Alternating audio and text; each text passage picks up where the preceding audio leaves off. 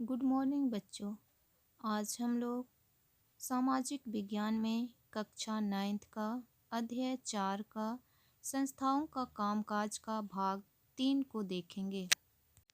बच्चों, पिछले वीडियो में हम लोगों ने देखा था कि प्रधानमंत्री मंत्रिपरिषद के साथ किस प्रकार काम करती है। बच्चों, आज हम लोग देखेंगे राष्ट्रपति के अधिकार एवं न्यायपालिका। बच्चों, आगे हम देखेंगे राष्ट्रपति। एक ओर जहां प्रधानमंत्री सरकार का प्रमुख होता है, वहीं राष्ट्रपति राष्ट्र अध्यक्ष होता है। हमारी राजनैतिक व्यवस्था में राष्ट्र अध्यक्ष केवल नाम के अधिकारों का प्रयोग करता है। भारत का राष्ट्रपति ब्रिटेन की महारानी की तरह होता है, जिसका काम अलंकारित अधिक होता है। राष्ट्रपति देश के सभी राजनैतिक संस्थाओं के कामों की निगरानी करता है, ताकि वे राज्य के उद्देश्यों को हासिल करने के लिए मिलजुल कर काम करें। राष्ट्रपति के अधिकार।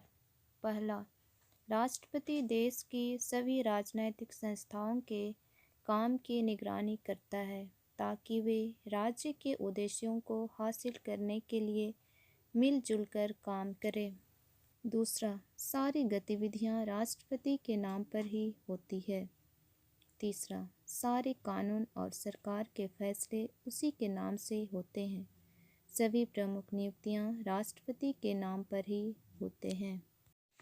चौथा, वह भारत के न्यायाधीश, सर्वोच्च और राज्य के उच्च न्यायालयों के न्यायाधीशों, राज्यपालों, चुनाव आयुक्तों और दूसरे देशों में राजदूतों आदि को नियुक्त करता है।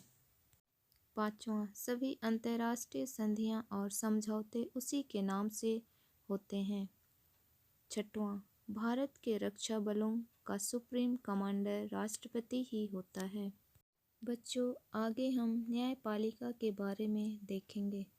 बच्चों, हमारे देश में 3 प्रकार का न्यायालय है: सर्वोच्च न्यायालय, उच्च न्यायालय, जिला स्तर न्यायालय। बच्चों, आगे हम देखेंगे सर्वोच्च न्यायालय। सर्वोच्च न्यायालय पूरे देश के लिए होता है, जो हमारे देश में दिल्ली में स्थित है। उच्च न्यायालय राज्यों के लिए होता है। और तीसरा है जिला न्यायालय। जिला न्यायालय में स्थानीय स्तर के लिए होता है, जो प्रत्येक जिला में जिला न्यायालय होता है। बच्चों, आगे हम देखेंगे न्यायपालिका।